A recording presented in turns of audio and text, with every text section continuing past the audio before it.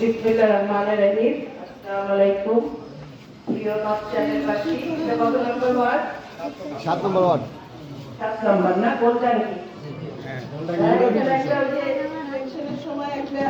মারা হয়েছিল, মিথ্যা মারা হয়েছিল আপা। মিথ্যা মার্ডার, ও তো বাসায় যেয়ে আলাদা করছে। জি জি। যাই হোক, ওই মামলার মধ্যে আমার নাম ছিল। হ্যাঁ, চরের ইয়ে তো মনে করছে নায়ক হিসেবে নাম দিলে চরের মানুষ সব বিশ্বাস করবে আর কি। তো যাই হোক, হ্যাঁ, আমি ছিলাম ঘুমের আসামে।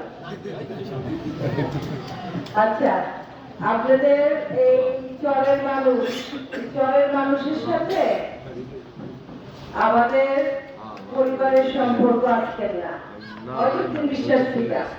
হ্যাঁ, আপনাদের পূর্বপুরুষের সাথে আমার পূর্বপুরুষের সম্পর্ক ছিল, ঠিক।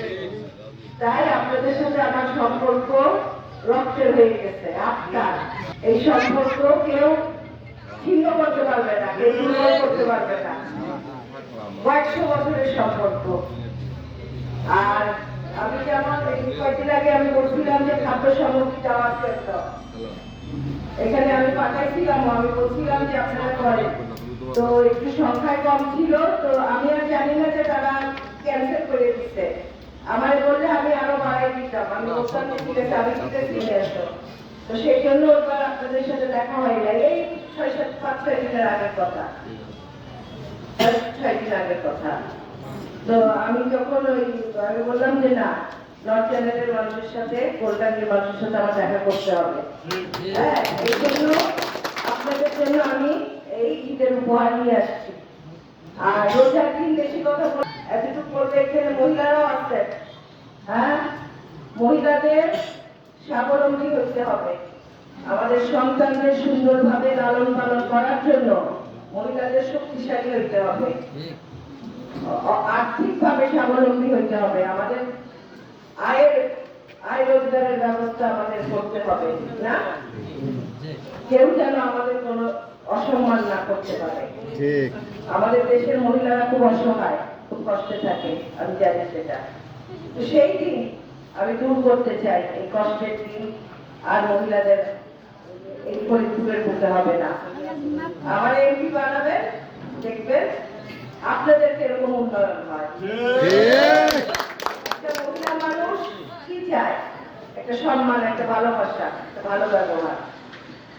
অনেক সময় আমাদের পরিবার সেটা দিতে পারে না আমাদেরকে। হ্যাঁ, আমাদের স্বামী, আমাদের শ্বশুর বাড়ি অনেক সময় আমাদেরকে তুচ্ছতাচ্ছিল্য করে। হ্যাঁ, ছেলেমেয়েরা অনেক সময় করে। কি কারণে জানেন? কারণ আমাদের ওই আয় রোজগার, আমাদের হাতে টাকা পয়সা ওরকম থাকে না।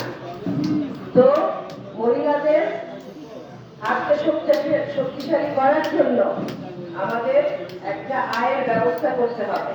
সেটা অনেকভাবে করা যায়। আপনারা বাড়িতে মুরগি পালতে পারেন, ডিম বিক্রি করতে পারেন, ফার্মের মুরগি ছাগল পালতে পারেন, তারপরে সবজি ক্ষেত করতে পারেন, ছোট একটা স্লিপটা ভাই তোমরা এদিকে আসো না।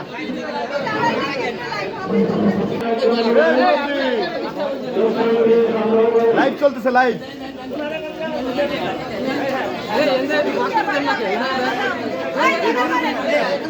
সামনে থেকে আপনারা সবাই সরে যান, একজন একজন করে আসুন, সবাই লাইন করে একজন একজন করে আসুন।